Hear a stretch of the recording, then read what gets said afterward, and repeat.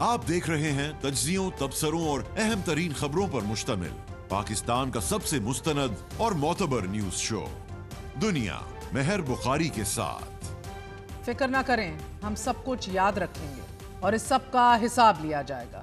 ये अल्फाज लगातार 15 साल तक बांग्लादेश पर जोरे बाजू हुकूमत करने वाली शेख हसीना वाजिद के हैं और ये अल्फाज उन्होंने भारत में बैठकर उस वक्त अदा किए कि जब इंसानियत के खिलाफ जराइम का इर्तिकाब करने पर आलमी ट्राइब्यूनल अपना फैसला सुनाने जा रहा था।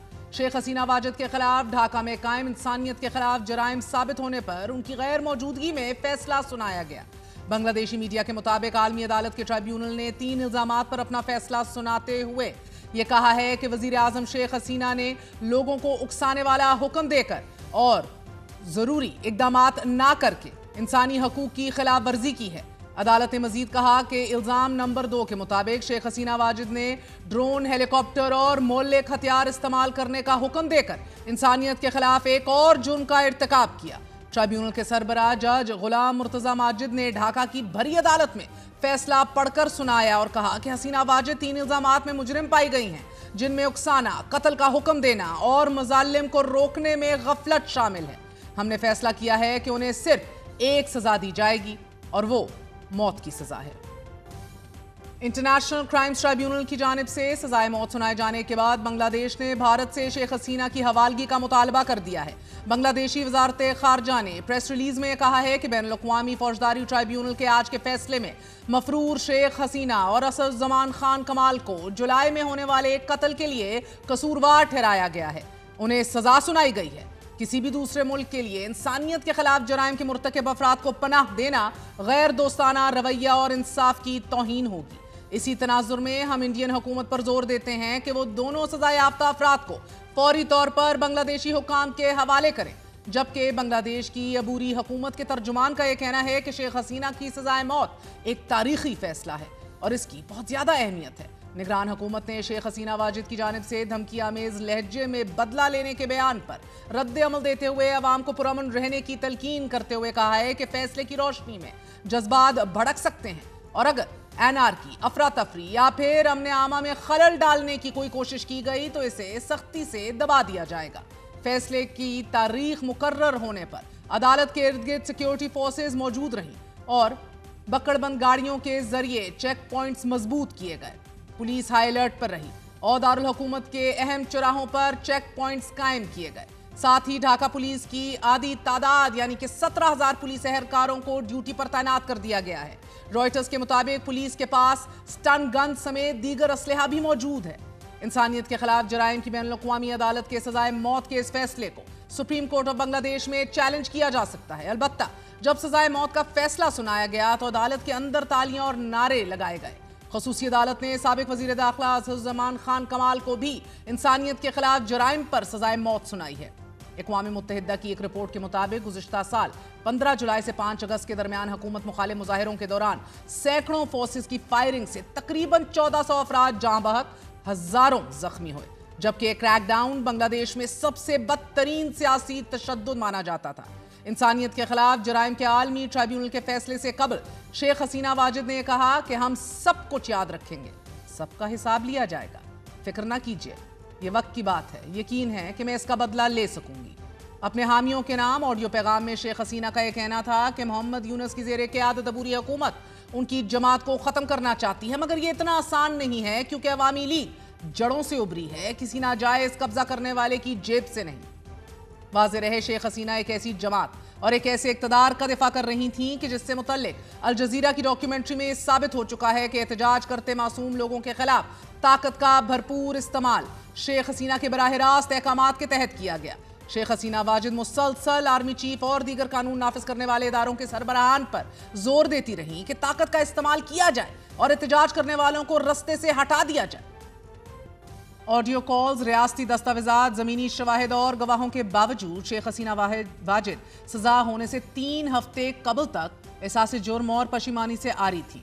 29 अक्टूबर को शेख हसीना ने भारतीय अखबारात Hindustan Times, the Hindu, New Indian Express समेत आलमी अखबारात को इंटरव्यूज़ दिए और इंटरव्यूज़ और कॉलम्स में शेख हसीना ने अपनी हुकूमत की किसी भी गलती को तस्लीम करने से न सिर्फ इनकार किया बल्कि मौजूदा निगरान हुकूमत और BNP पर शदीद तनकीद की। तमाम शवाहिद को झूठा, फर्जी और सियाको सबाक से हटकर पेश किया गया। हत्ता कि अक़वाम मुत्तहिदा की रिपोर्ट को भी मुबालगा आराई करार दे दिया गया। हालांकि उन्हीं की वॉच में 1400 अफराद को जाँ बहक कर दिया गया था। अल जजीरा के अलावा मारूफ बांग्लादेशी अखबार द डेली स्टार ने अपनी एक तहकीकाती रिपोर्ट में शेख हसीना के बराह रास्त अहकामात के हवाले से लिखा है, हसीना वाजिद ने ज़ाती तौर पर जानलेवा हथियारों का इस्तेमाल करने के अहकामात दिए और 18 जुलाई 2024 को यह कहा कि मैं बराह रास्त हदायत दे रही हूं, अब मोल्लक हथियारों का इस्तेमाल करें, जहां कहीं भी एहतजाज करने वाले मिलें उन पर बराह रास्त फायर करें। गुज़िश्ता साल जुलाई और अगस्त के महीने में अपने मुखालिफिन के खिलाफ ताकत के भरपूर इस्तेमाल के अलावा हसीना वाजिद का बतौर वज़ीर आज़म माजी ना सिर्फ दागदार है बल्कि उसमें एक ऐसे हुक्मरान की झलक भी नजर आती है कि जिसकी नज़र में अपने मुखालिफिन की जिंदगियों की कोई अहमियत नहीं। सन 2010 में हसीना वाजिद ने जमात इस्लामी बांग्लादेश के तकरीबन तमाम सरकर्दा रहनुमाओं को अदालतों के जरिए सजाए मौत सुनवाई। हसीना वाजिद के दौर में जमात इस्लामी के रहनुमा के जिन्हें सजाए मौत सुनाई गई उनमें साबिक रुकने असेंबली अब्दुल खालिक मंदोल, अब्दुल कादिर मुल्ला, मतियुर रहमान निजामी, अली एहसन मोहम्मद मुजाहिद खान, रुकनुज़्ज़मान, अबू साले मोहम्मद, अब्दुल अजीज मियाँ, रूहुल अमीन, अबू मुस्लिम मोहम्मद अली, अब्दुल लतीफ, नजमुल हादी, अब्दुल रहीम मियाँ, मीर कासिम समेत सैकड़ों रहनुमाओं को सजाए मौत और उम्र कैद की सजा सुनाई गई। भारत की पनाह में मौजूद हसीना वाजिद की हवालगी से मुतल्लिक BBC ने अपने तज्जिये में लिखा है कि बांग्लादेश की निगरान हुकूमत मुतअद्दिद बार हसीना वाजिद की हवालगी का मुतालबा कर चुकी है, जिसे मुस्तरद किया जा रहा है। In fact India is not responding. लेकिन निगरान हुकूमत के बाद अगर कोई जमहूरी हुकूमत बरसर इक़्तिदार आती है तो वो भारत के सामने यही मुतालबा रखती है तो भारत के लिए इससे मुस्तरद करना काफी मुश्किल होगा, क्योंकि मुतालबा बांग्लादेश में मौजूद एक जमहूरी हुकूमत कर रही होगी। BBC के मुताबिक भारत और बांग्लादेश के दरमियान एक्सट्रेडिशन ट्रीटी मौजूद है। भारत के लिए बांग्लादेश सिर्फ हमसाया नहीं, एक अहम स्ट्रेटेजिक मुल्क है, स्ट्रेटेजिक नेबर है, जिसके साथ भारत का तवील बॉर्डर भी है। और फिर north eastern Indian states and their security is very much at risk. और अगर भारत बांग्लादेश का मुतालबा पूरा नहीं करता, इसका असर मशरक में मौजूद भारतीय रियासतों पर किसी न किसी सूरत जरूर आएगा। बैनुल-अक़वामी नशियाती इदारों की जानिब से हसीना वाजिद के खिलाफ आए फैसले की मुतवाज़न कवरेज की जा रही है, मगर भारतीय मीडिया में इस सजा को लेकर इश्तिआल अंगेज तबसरे जारी हैं। हालांकि हसीना वाजिद को याद रखना चाहिए कि जुलाई के एहतजाज के दौरान सैकड़ों हलाकतों और हजारों जख्मियों की जिम्मेदार वो खुद और वो भारतीय रियासत है कि जिसने उसे पनाह दे रखी है। हसीना वाजिद और भारतीय रियासत के गठजोड़ से मुतल्लिक BBC ने गुज़िश्ता साल अपने तज्जिये में लिखा था कि भारत हसीना वाजिद को खास हामी समझता है और इसकी वजह बांग्लादेश के साथ मिलने वाली शुमाल मशरकी रियासतें अहम तरीन वजह हैं कि जहां कई दहाइयों से आज़ादी की जंग जारी है, मुतअद्दिद आज़ादी की तहरीकें भी चल रही हैं और हसीना वाजिद भारतीय रियासत की मदद करके इन तहरीकों के खिलाफ क्रैकडाउन में मदद करती आई हैं। इसके अलावा ये भी अहम है कि हसीना वाजिद का बांग्लादेश भारत का सबसे बड़ा ट्रेडिंग पार्टनर है। इन वजूहात की बिना पर हसीना वाजिद के पास भारत के अलावा कोई और महफूज ठिकाना भी नहीं था कि जहां वो छुपकर जिंदगी गुजार सके। BBC ने ही गुज़िश्ता माह अपने एक तज्जिये में लिखा था कि हसीना वाजिद और अवामी लीग की बांग्लादेश पर गिरफ्त इतनी मजबूत थी कि उनके वहमो गुमान में भी नहीं था कि एक दिन उन्हें अपनी जानशीनी के बारे में सोचना पड़ेगा, और वो भी भारत में बैठकर। वाज़ेह रहे, शेख हसीना वाजिद करीबन 20 साल तक बांग्लादेश की स्याह सफेद की मालिक रही हैं। उन्हें एजाज हासिल है कि वो बांग्लादेश की 4 मरतबा वज़ीर आज़म मुंतखब हुई और ये बांग्लादेश की वाहिद सियासी रहनुमा है कि जो तवील मुद्दत तक वज़ारत उज़्मा के मनसब पर फाइज रहीं। आपने 2009 से 2024 तक मुसलसल 15 साल बांग्लादेश पर हुकूमत की है। शेख मुजीबुर रहमान की साहबजादी शेख हसीना वाजिद ने अपने खानदान के बेशतर अफराद के कत्ल के बाद 1975 में जिलावतनी इख्तियार की। 6 साल जिलावतन रही भी 1981 में वतन वापस आकर अवामी लीग की क़यादत संभाली तो आमरीत के खिलाफ जमहूरी जद्दोजहद की अलामत बनकर सामने आई। फौजी आमरीत के खिलाफ अवामी तहरीकों की क़यादत की, खुद को मुल्क की सबसे ताकतवर सियासी रहनुमा के तौर पर मनवाया। 1996 में पहली बार वज़ीर आज़म मुंतखब हुई तो भारत के साथ दरियाए गंगा के पानी की तकसीम समेत कई अहम मुआहदे किए। 2009 में दूसरी बार वज़ीर आज़म बनी तो दहशतगर्दी के खिलाफ सख्त इक़दामात उठाए, वर्कर रिमिटेंस और गारमेंट्स एक्सपोर्ट्स को बढ़ाया और इनको बढ़ावा देकर मुल्क की मुआशी तरक्की की बुनियाद मजबूत की। IT सेक्टर को फरोग दिया, इंफ्रास्ट्रक्चर के बड़े मंसूबों को दवाम दिया, खवातीन की तालीम और रोजगार में इजाफा किया, गुर्बत में कमी भी की। उनके दौर में बांग्लादेश ने एक्सपोर्ट के शोबे में बहुत ज्यादा एक प्रोग्रेस देखी। लेकिन शेख हसीना वाजिद को ऑपोजिशन के क्रैकडाउन, सियासी मुकदमात की भरमार, मीडिया कंट्रोल, एक अथॉरिटेरियन माइंडसेट और इख्तलाफ राय को महदूद करने के इल्जामात का भी बार बार सामना करना पड़ा। 2014 और 2018 में भारी अक्सरियत से कामयाबी के बावजूद मगर 2024 में अवामी एहतजाज और सियासी बहरान के नतीजे में इन्हें इक़्तिदार छोड़ना पड़ा। जून 2024 में बांग्लादेश की हाई कोर्ट ने शेख हसीना हुकूमत के खत्म किए गए 30% कोटा सिस्टम को बहाल कर दिया। तलबा ने तहरीक शुरू कर दी और इस तहरीक का वाहिद वन एंड ओनली मुतालबा और डिमांड ये था कि शेख हसीना इस्तीफा दें, घर जाएं। हसीना वाजिद ने मुजाहिरीन को ताकत के से दबाने की कोशिश की। Instead of engagement she tried a crackdown. लेकिन ये मुजाहिरे इस कदर खौफनाक हो गए कि उन्होंने शेख हसीना वाजिद की सरकारी रिहाइश गाह पर धावा बोल दिया। मुजाहिरीन ने वज़ीर आज़म की सरकारी रिहाइश गाह में तोड़ फोड़ की और कीमती सामान उठा कर ले गए। हालात की तलखी देखते हुए शेख हसीना वाजिद मुल्क से फरार तो हो गई, भारत में पनाह भी ले ली।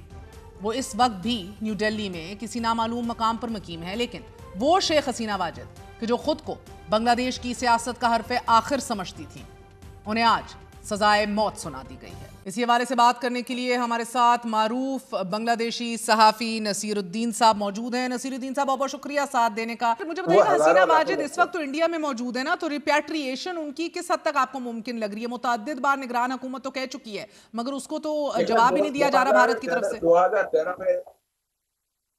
2013 में जो एग्रीमेंट हुआ था ना बांग्लादेश और इंडिया के दरमियान में, उस एग्रीमेंट के तहत श्रीलंका, हाँ जी, एक्सट्रेडिशन ट्रीटी जो हुआ था, श्रीलंका के जो लोग तमिल लोग थे उनको उन्होंने बांग्लादेश ने इंडिया के हवाले किया था।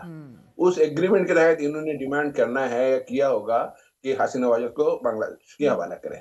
अगर नहीं करेंगे तो यूनिवर्सिटी के लड़कों ने मुतालबा किया है इंटरपोल के जरिए उनको मंगवाया जाए, इंटरपोल के जरिए अरेस्ट कराया जाए और उनका ढाका में सजा दी जाए, सजा मौत दी जाए। ये लड़कों का मुतालबा है, वहां तो ये मुतालबा चल रहा है। वहाँ यानी कि कोई प्रो इंडियन ये बात नहीं है। अब ये कि अब हमें देखना है कि हमने उससे सूरदाल को कैसे मैनेज करना है, क्योंकि लड़के लोग तो पाकिस्तान की तरफ देख रहे हैं। चाइना लड़कों के साथ है, चाइनीज फोर्स के साथ है, टर्की फोर्स के साथ है जो कि इंडियन फोर्स है, जो कि इंडियन हसीना फोर्स है, टर्की साथ है, चाइना साथ है और यूरोपियन यूनियन साथ है।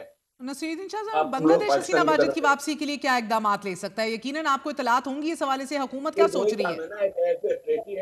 एक तो ट्रेटी है, दूसरा इंटरपोल है और इंटरनेशनल कम्युनिटी को प्रेशर कर सकता है, डॉक्टरी से कर सकता है, उनकी कैपेबिलिटी है। ठीक, और मौजूदा निगरान हुकूमत ने यह भी वादा किया था सर कि जल्द ही इलेक्शन करवा दिए जाएंगे। फिर मैंने देखा कि इलेक्शन करवाने के मुतालबे को लेकर कुछ मुजाहिरे भी हुए हैं आपके मुल्क में, तो इलेक्शंस के हवाले से क्या अपडेट है? इलेक्शन के हवाले इलेक्शन तो होंगे, लेकिन जरूरी नहीं है कि जो डेट अनाउंस किए हैं उस पे हो सकता है ये थोड़ा बहुत आगे पीछे हो। मेरा अपना ख्याल ये है कि उसकी तैयारी मुझे नजर नहीं आ रही, लेकिन डेट उन्होंने दी है फरवरी में। फरवरी के बजाय होंगे 2026 में ही, लेकिन हो सकता है कि थोड़ा सा 1-2 महीने आगे पीछे हो।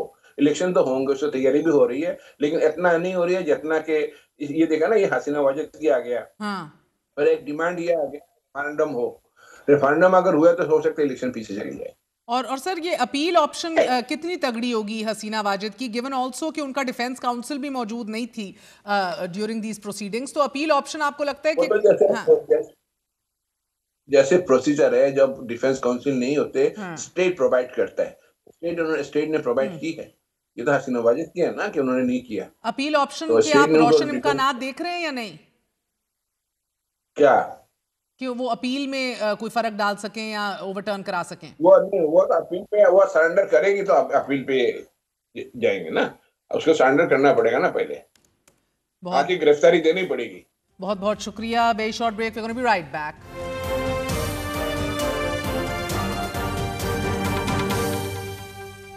नाज़रीन, एक ऐसे वक्त में कि जब भारत की आशीर्वाद और हमायत से 15 साल तक बांग्लादेश पर हुक्मरानी करने वाली हसीना वाजिद को आज सजाए मौत सुना दी गई है, वहीं बांग्लादेश के अलावा भारत पाकिस्तान के एक और हमसाए यानी कि अफगानिस्तान में मौजूद तालिबान रजीम को भी पाकिस्तान के खिलाफ भड़का रहा है।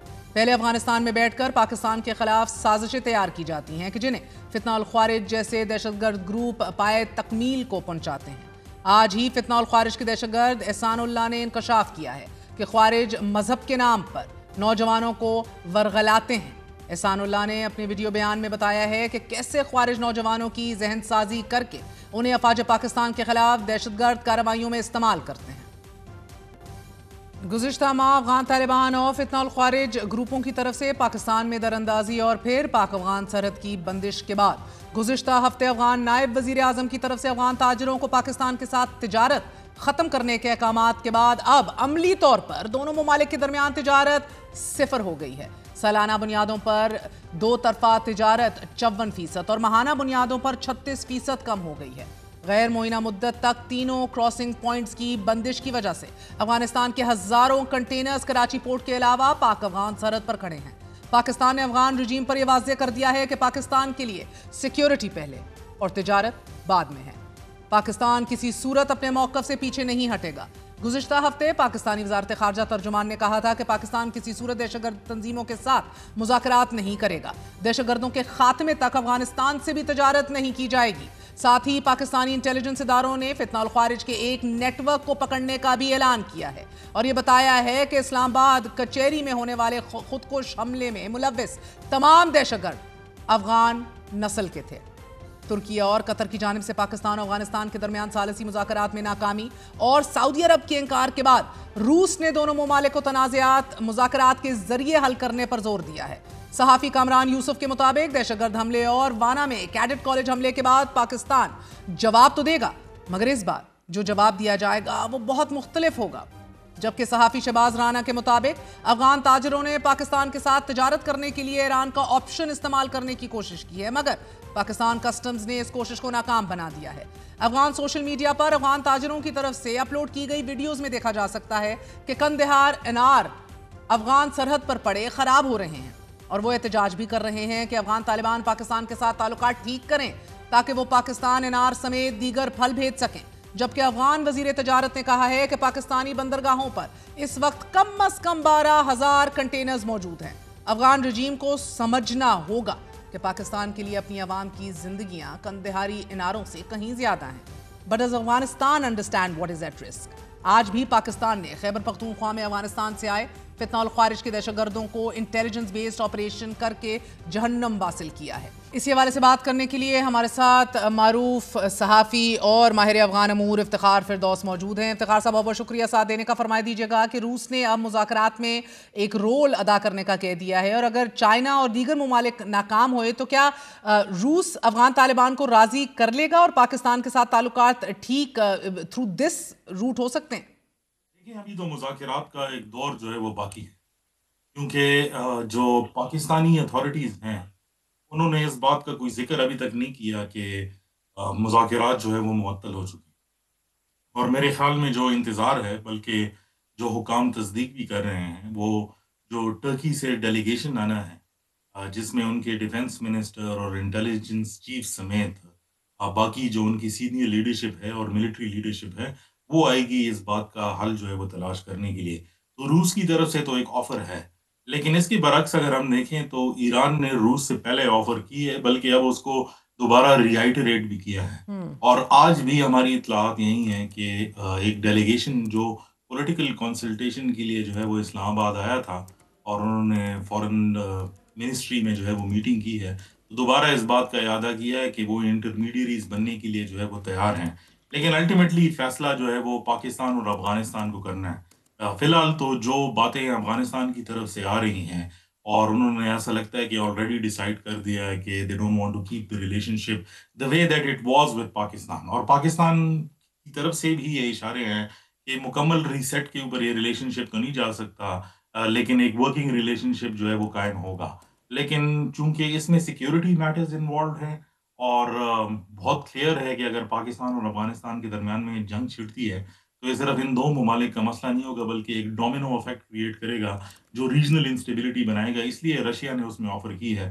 لیکن فی الحال پاکستان کی طرف سے اس میں کوئی سیریسنس مجھے جو ہے وہ نظر نہیں آئی، بلکہ ہم نے حکام سے بھی رابطہ کرنے کی کوشش کی تو کسی لیول پر اس پر ابھی ڈسکشن جو ہے وہ ہوئی نہیں۔ ابھی فی الحال ٹرکی اور قطر ہی اس کو جو ہے وہ آگے لے جائیں گے اور فیوچر سیناریو کو جو ہے وہ کسی طریقے سے ایسکیلیشن سے بچانے کی کوشش کریں گے۔ مگر افتخار صاحب اب افغان طالبان تو یہ ماننے کے لیے نہیں سرے سے تیار نا کہ پاکستان کے اندر جو کچھ ہو رہا ہے اس کے پیچھے ٹی ٹی پی اور دیگر گروہ ملوث ہیں، اور پھر افغان سرزمین کے استعمال سے متعلق بھی وہ انکاری ہیں. تو ایسے میں ٹرکی کا جو ایک اعلیٰ سطحی وفد آ رہا ہے، what can Pakistan tell them different than what we have already conveyed to them?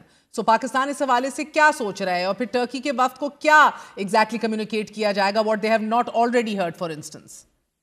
دیکھیں مہر صاحبہ، جو افغان طالبان کے جو لیڈرشپ ہے جن سے میری بات چیت ہوئی، اور پاکستان کے اندر سے بھی جو ڈیلیگیشن کے اندر لوگ تھے جن سے بات چیت ہوئی، فی الحال دونوں جو ممالک ہیں وہ اپنے سٹینس میں ایڈمنٹ ہیں، کسی جگہ پر کوئی لچک نہیں ہے. پاکستان نے ریلیٹو جو ہے وہ خاموشی اختیار کی ہے، لیکن افغان طالبان کی طرف سے اس میں کوئی خاموشی نہیں ہے، بلکہ آج کے دن میں بھی انہوں نے دوبارہ جو ہے وہ الزامات بھی لگائے ہیں. اور آج ان کے جو منسٹر ہیں ٹریڈ اور کامرس کے، انہوں نے باقاعدہ طور پر اعلان کیا ہے کہ وہ جہاز لیز کرنے کے لیے جا رہے ہیں، تاکہ جو سینٹرل ایشیا، انڈیا اور چابہار کے روٹس ہیں ان کے لیے جو ہے ایک اسپیسیفک کوٹا مختص کیے جا سکے، جس میں ریگولر ریٹس جو کم پیسے ہوں گے ان کے ذریعے جو ہے وہ ٹریڈ اور کامرس جو ہے وہ جاری رکھ سکے.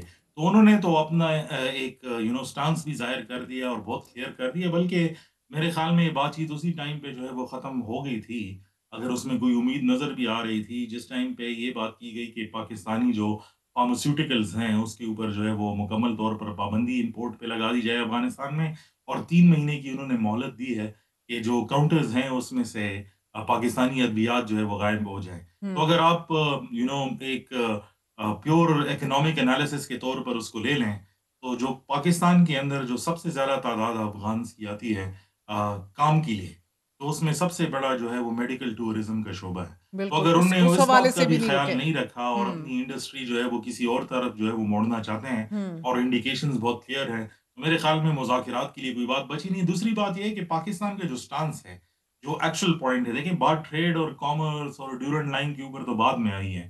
پہلے جو پرابلم تھا وہ بیک برنر پر جو ہے افغان طالبان لے جانے کی کوشش کر رہے ہیں، وہ تھا سیکیورٹی سے ریلیٹڈ ٹی ٹی پی کا ایشو. اب تو ان کے جو نبیل صاحب ہیں جو ڈیلیگیشن کو لیڈ بھی کر رہے تھے استنبول کے اندر، انہوں نے بھی جو ہے وہ بات جو ہے وہ کر دی ہے پریس کانفرنس کے ذریعے، کہ انہوں نے پاکستان کو کہا ہے کہ آپ جو ٹی ٹی پی ہے اس کو ایک اسٹیک ہولڈر کے تھرو جو ہے وہ کنسیڈر کریں، اور پھر ہم جو ہے اس بات چیت کو آگے لے جائیں گے. تو میرے خیال میں ان دونوں سٹینڈز کے درمیان میں کوئی مڈل گراؤنڈ نظر نہیں آتا. ہاں البتہ ایران ایک ایسا ملک ہے جس کے اوپر افغانستان کا جو ہے اب ٹریڈ کا انحصار ہے، تو وہ لیوریج استعمال کر سکتے ہیں، اور شاید کوئی ایسا مڈل گراؤنڈ میکینزم پر جو ہے وہ بات آ جائے کہ وہ شاید ان کو دوبارہ بارڈر سے دور ہٹانے کے لیے، یا شاید یہ کوئی گارنٹی دے سکے کہ آپ کے ملک میں کم از کم بارڈر انکرشنز جو ہے وہ دوبارہ نہیں ہوں گی. وہ بھی بنی بنائی بات ہوگی، لیکن پاکستان جو ہے کوئی ریٹن ایگریمنٹ کے بغیر بات ماننے کے لیے تیار نہیں ہے، جو مجھے ہوتا ہوا نظر نہیں آتا. اور نہ ہی افغان طالبان کے اندر وہ لچک نظر آتی ہے کہ وہ ٹی ٹی پی کے خلاف جو ہے کوئی ایکشن لیں، کیونکہ میں ہمیشہ یہ کہتا ہوں کہ افغان طالبان سے یہ توقع رکھنا کہ وہ ٹی ٹی پی کے خلاف کوئی ایکشن لے گی، تو وہ اسی کے مترادف ہے کہ آپ یہ سمجھیں کہ ان کو کہیں کہ آپ اپنے خلاف ایکشن لیں. تو وہ جو ان کا ایک آئیڈیولوجیکل پیرامیٹر ہے، اس کے اندر یہ بات ہے ہی نہیں کہ وہ ان کے خلاف کوئی ایکشن لیں گے. ہاں شاید کوئی گارنٹیز کے اوپر جو ہے وہ بات آ جائے، یا کوئی مڈل مین جو دوسرے ممالک ہیں وہ آ کر ریجنل سیکیورٹی کے لحاظ سے کوئی بات چیت جو ہے وہ آگے بڑھائے. لیکن میرے خیال میں پاکستان ان ساری چیزوں پر جب تک سگنیچر نہیں ہوں گے افغان طالبان کے، کوئی رضامندی نہیں دکھائیں گے. آج 37واں دن ہے بارڈر جو ہے وہ بند ہو، اور حکام سے جب بات ہوتی ہے پاکستانی سائٹ پر، چاہے وہ انٹیلیجنس آفیشلز ہو چاہے ملٹری آفیشلز ہیں، وہ اس بات پر سارے کے سارے جو ہے وہ راضی ہیں کہ بارڈر جو ہے وہ بند رہنا چاہیے جب تک کہ افغان طالبان جو ہے وہ دستخط نہیں کرتے. سو افتخار دیکھیں، اب اسینچلی ہم نے ابھی تک تو کوئی ریاکشن نہیں دیا، اور بالکل دھلا دینے والے ادھر دہشت گردی کے حملے ہوئے ہیں، وانا کیڈٹ کالج ہو یا آپ کا اسلام آباد کی کچہری ہو، بٹ دا نو ہاؤس اور اعلیٰ ترین ذرائع ہمیں بتا رہے ہیں کہ جواب تو دیا جائے گا، ناگزیر ہے، اور بڑا ہٹ کے دیا جائے گا. آپ کی نظر میں جواب دیا جائے گا نمبر 1، اور کیا یہ ممکنہ طور پر کتنا مختلف ہو سکتا ہے then the strikes that we have already conducted based on intelligence? دیکھیے مہر صاحبہ، جو میری انالیسز ہیں اور جن آفیشل سے میں نے بات کی ہے، اس میں تو نہیں لگتا کہ امیجیٹلی کوئی جواب جو ہے وہ آئے گا. تو اس حد درجے تک تو میں ایگری کرتا ہوں، اور سارا انحصار اسی بات پر ہے کہ جو ترکی کا ڈیلیگیشن آئے گا उन के साथ बातचीत करते हुए जब बात आगे बढ़ेगी तो उसी के अंदर कोई सॉल्यूशन भी जो है वो निकलेगा। लेकिन ये बात के कोई जवाब नहीं दिया जाएगा, मेरे ख्याल में ये भी एक कंप्लेसेंट जो है वो पोजीशन है। आई डोंट थिंक सो कि ये ठीक है। कोई ना कोई जवाब तो दिया जाएगा, लेकिन वो किसी बड़े हमले के तहत जो है वो दिया जाएगा। फिलहाल तो हमने देखा है कि पाकिस्तान ने अपना स्टांस जो है वो रोका हुआ है, और उसकी एक वजह ये भी है कि अफगानिस्तान ने भी एक कॉन्डमनेशन जो है वो इन अटैक्स के बाद जो है वो जारी की, और कोई बैक चैनलिंग के जरिए भी पाकिस्तान से जो है कुछ रवाबित जो है वो हुए थे कि हम जो है इसको कंडेम कर दें, हमारी इसमें कोई डायरेक्ट जो है वो इन्वॉल्वमेंट नहीं है। लेकिन ऑब्वियसली चूंकि उसके अंदर कतर और तुर्की जैसे ममालिक हैं, तो पाकिस्तान ने अपने डिप्लोमेटिक लीवरेज को बरकरार रखते हुए जो है कोई एक्शन अभी तक नहीं लिया। वो चाहते हैं कि ये बॉर्डर जो है वो सिक्योर रहे और इसके ऊपर जो है फायरबंदी बरकरार रहे। लेकिन अगर ये अटैक्स नहीं रुकते, क्योंकि हम ग्राफ देख रहे हैं अटैक्स का गिरते हुए, तो पहले अगर जो है दिन के 25-30 के दरमियान में अटैक्स होते थे जिसमें फेटालिटीज भी नजर आती हैं, तो अब उस किस्म की फेटालिटीज उसके अंदर जो है वो नजर नहीं आ रही, ना आर्म्ड फोर्सेस की और ना सिविलियंस की इतनी ज्यादा। ये नहीं कि अटैक्स रुके, अटैक्स अभी भी जारी हैं। लेकिन अगर कोई मेजर अटैक होता है तो मेरे ख्याल में ना फिर कोई सीज फायर जो है वो बरकरार रहेगा, ना कोई और बात रहेगी। I think it is about time कि पाकिस्तान उस पर जो है वो फुल तरीके से जो है वो रिएक्ट करेगा। और वो मैं ये नहीं मानता कि वो अटैक इस कदर बड़े होगा कि वो पूरे सिस्टम को जो है हिला दे, लेकिन रिस्पांस जो है वो जरूर होगा, क्योंकि एक मेजर रिस्पांस का मतलब ये है कि आप वो सारी लाइंस एस्केलेट करेंगे जिसको रीजनल ममालिक ने भी कहा है कि आप उसकी तरफ जो है बना जाएं। तो एक बातचीत और कैरेट एंड स्टिक पॉलिसी जो है वो नजर आती है। मेरे ख्याल में कोई डायरेक्ट एग्रेशन इस टाइम पर जो है कोई बड़े लेवल की मगर इफ्तिखार, इट्स माइंड बॉगलिंग कि इकोनॉमिक रिप्रिकॉशंस जो हैं उनको खातर में कैसे नहीं लाया जा रहा। अभी कचहरी में खुदकुश धमाके पे वाना कैडे कॉलेज पर हमले के बाद हमने तो वाजे कर दिया कि तजारत अब बंद रहेगी, बॉर्डर भी बंद रहेंगे। गो के अफगानिस्तान के नायब वजीर आजम ने पाकिस्तान से ट्रेड खत्म करने का ऐलान भी किया है, फिर तमाम चेक पोस्टें पहले से ही बंद हैं। सो अफगानिस्तान की सोच में तब्दीली कैसे नहीं आ रही? For a landlocked Afghanistan this has huge economic repercussions.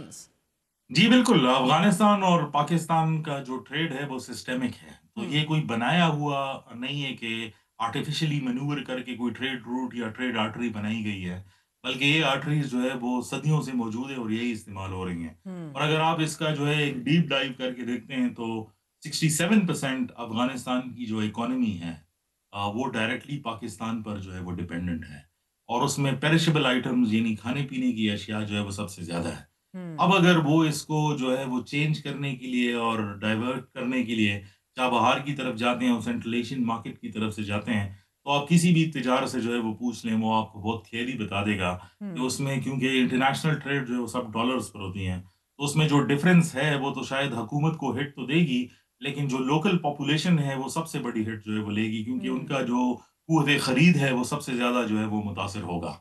और उसमें टाइमिंग भी है, अगर 12 दिन लगते हैं बिन कासिम पोर्ट से जो है वो जलालाबाद या काबुल पहुंचने के लिए, तो 26 दिन लगते हैं चाबहार से जो है वो काबुल पहुंचने के लिए, और वो रूट भी उस तरह नहीं है जिस तरह के ये रोड्स जो है वो बनाए गए हैं। Double the time, double the cost, वो हिट तो लेंगे, और लेकिन अगर वो इतना बड़ा कॉम्प्रोमाइज करने के लिए तैयार हैं, मेरे ख्याल में तो सिर्फ संजीदगी बात है, क्योंकि वो ट्रेड रूट्स बनाने के लिए या उनको कंटिन्यूअसली जारी रखने के लिए जो फाइनेंसेस और जो उसके लिए इंफ्रास्ट्रक्चर चाहिए, उसको बनाने के लिए भी जो है वो टाइम चाहिए। ये नहीं हो सकता कि एक रात में आप सारे जो आपके सालों साल का जो एक इन्वेस्टमेंट है रूट्स के ऊपर, आप फौरन बदल दें, कहें कि आज से उन रूट्स के ऊपर जो है चले जाएं, so they will take a hit. अब देखने की बात जो है वो ये है कि कौन कौन से ममालिक उनकी इमदाद के लिए आते हैं। अगर तो वो ऐसा ले रहे हैं, मेरा अपना मानना ये है कि उनको शायद कोई गारंटीज किसी तरफ से जो है वो दी गई हैं कि हम आपकी लाइफ लाइन को सस्टेन रखेंगे और आपकी इकोनॉमी को भी जो है वो सस्टेन रखेंगे।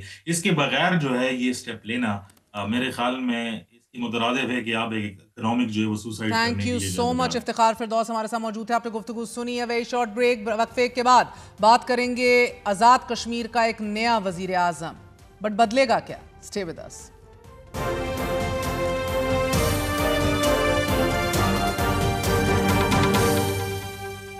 आज़ाद कश्मीर के वजीर आज़म अनवारुल हक के खिलाफ तहरीक अदम एतमाद कामयाब, जबकि पाकिस्तान पीपल्स पार्टी के राजा फैसल मुमताज़ राठौर 6 माह के लिए आज़ाद कश्मीर के नए वजीर आज़म मुंतखब हो गए हैं। 4 साल असेंबली में राजा फैसल मुमताज राठौर चौथे वजीर आजम होंगे जो कल वजारत उज़्मा का हल्फ उठाने जा रहे हैं। 2021 में तहरीक इंसाफ के वजीर आजम अब्दुल क़य्यूम नियाज़ी इस असेंबली के पहले वजीर आजम मुंतखब हुए। उन्होंने 35 वोट लेकर वजारत उज़्मा संभाली थी, मगर सिर्फ 9 माह बाद ही उन्होंने अपने ओहदे से इस्तीफा दे दिया। तहरीक इंसाफ ने उनकी जगह सरदार तनवीर इलियास को आज़ाद कश्मीर का वजीर आजम बनाया। ये भी सिर्फ 1 साल वजारत उज़्मा पर बराजमान रहे, मगर उन्हें अप्रैल 2023 में तौहीन अदालत के इल्जाम में नाअहल करार दे दिया गया और उनकी जगह चौधरी अनवारुल हक वजीर आजम मुंतखब हुए। उन्हें भी आज तहरीक अदम एतमाद की सूरत घर भेज दिया गया है। आज़ाद कश्मीर की मौजूदा असेंबली की मुद्दत 6 माह बाकी रह गई है। राजा फैसल मुमताज राठौर भी 6 माह के लिए वजीर आजम मुंतखब हुए हैं। पाकिस्तान पीपल्स पार्टी के रुकन कासिम मजीद ने जुमे को चौधरी अनवारुल हक के खिलाफ ऐवान में तहरीक अदम एतमाद जमा कराई थी और इस तहरीक पर 25 अरकान के दस्तखत थे। इन 25 अरकान में से 23 का ताल्लुक PPP से और 2 का मुस्लिम लीग नून से था। आज़ाद कश्मीर की कानून साज असेंबली में मजमूई तौर पर 44 अरकान हैं। किसी भी जमात को सादा अक्सरियत के लिए 37 अरकान के वोट दरकार होते हैं। गुज़िश्ता माह तहरीक इंसाफ के 10 अरकान ने पीपल्स पार्टी में शमूलियत इख्तियार की थी, जिससे PPP की अददी बरतरी 27 तक जा पहुंची थी। गुज़िश्ता रोज तहरीक इंसाफ के फॉरवर्ड ब्लॉक के 2 वज़रा दीवान अली चुगताई और तकदीस कौसर गिलानी ने भी पाकिस्तान पीपल्स पार्टी में शमूलियत इख्तियार कर ली, जिससे PPP की तादाद मजीद बढ़कर 29 हो गई। और 44 के ऐवान में आज जब वजीर आजम के खिलाफ वोट ऑफ नो कॉन्फिडेंस पर वोटिंग हुई तो कुल 38 अरकान असेंबली ने वोट कास्ट किया।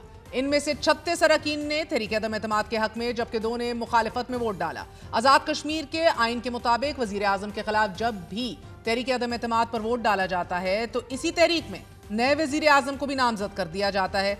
जो ही तहरीक अदम एतमाद कामयाब हो जाती है तो नामजद शख्स वजीर आजम मुंतखब हो जाता है। यूं तहरीक के हक में पड़ने वाले 36 वोट बुनियादी तौर पर नए वजीर आजम के हक में भी हैं। और अब नए वजीर आजम राजा फैसल मुमताज राठौर कल वजारत उज़्मा का हल्फ लेंगे।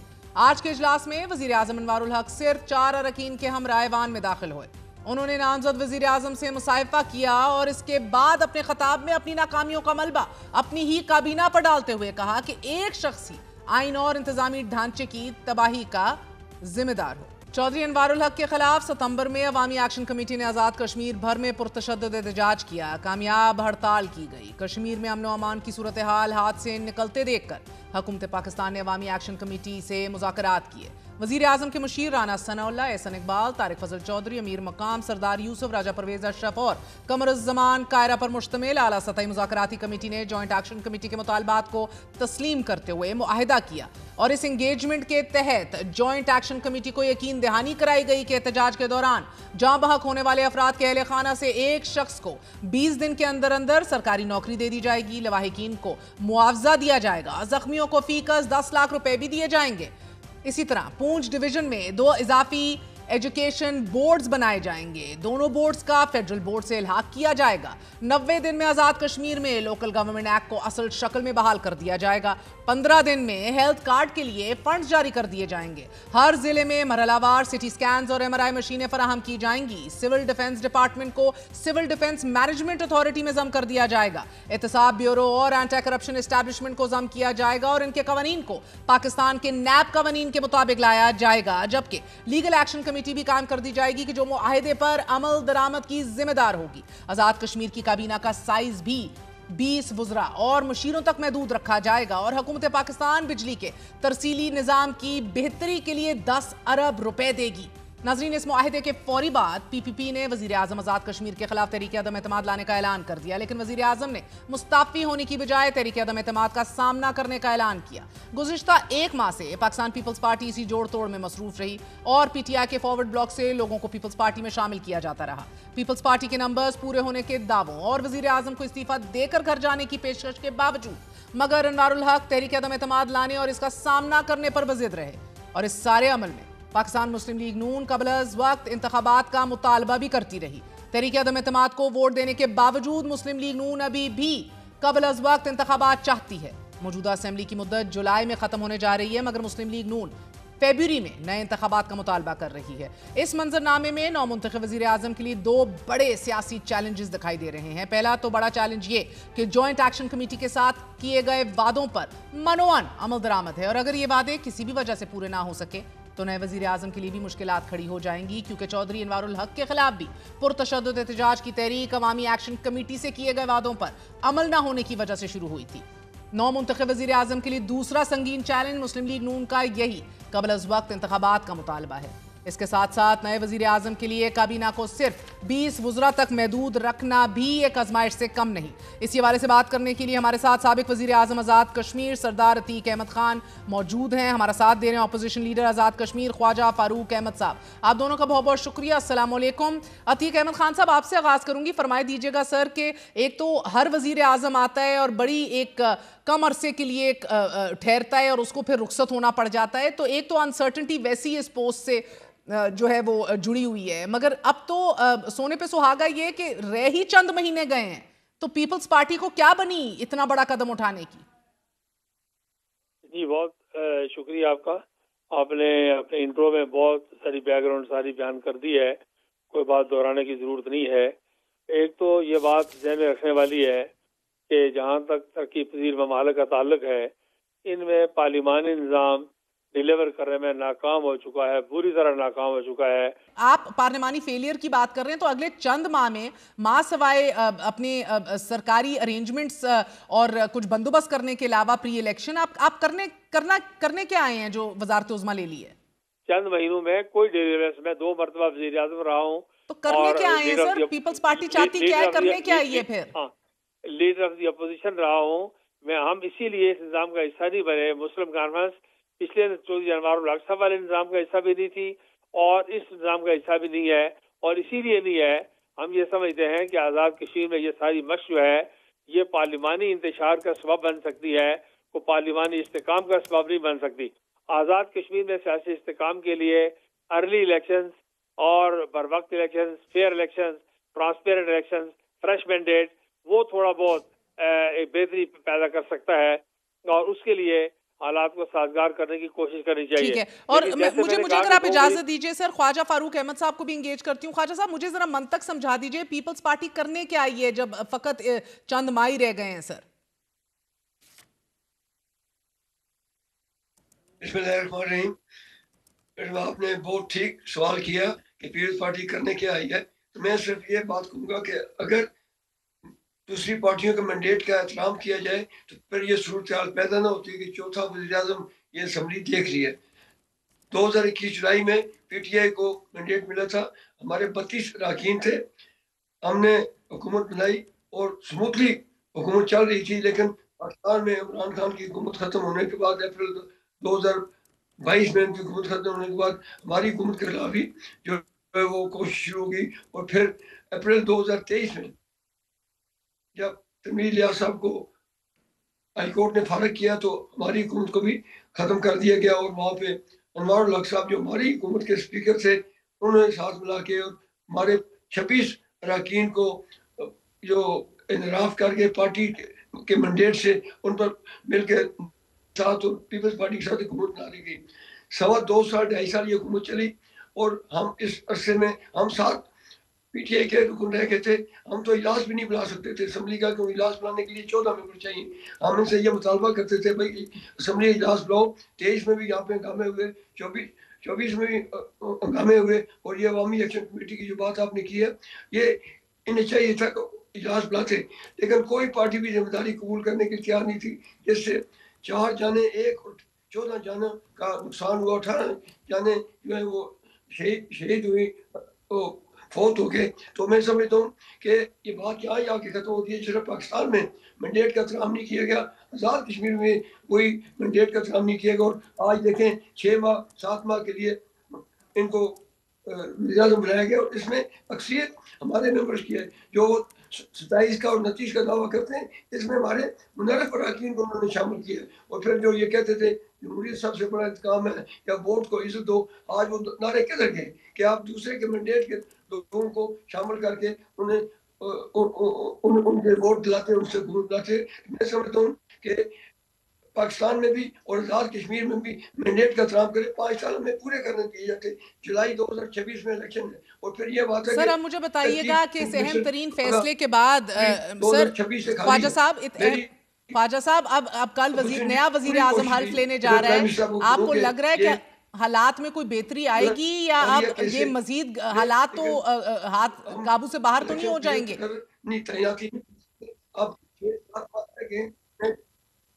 मैं समझता हूँ कि आज भी हमने मुतालबा किया है नए वज़ीर से कि फौरी तौर पर चीफ इलेक्शन कमीशन तकर्र करें और वक्त पे इलेक्शन कराएं। बाकी ये उनके लिए एक बड़ा चैलेंज है, वो क्या करेंगे ये तो अगले एक माह में, जो आज उन्होंने स्पीच की है, जो उन्होंने ऐलानात किए, मैं नहीं समझता कि इतने थोड़े वक्त में इतना बड़ा चैलेंज उन्हें मिला है। और फिर मुस्लिम लीग नून ने भी उन्हें वोट दिया, और आज मुस्लिम लीग नून ने कहा जी हम वोट तो दिए, जैसे आपने शुरू में कहा था कि इस करारदाद में जहाँ आप एक बनाते हैं हटाते उसको उसी करारदाद में आप बनाते हैं, तो ये नहीं हो।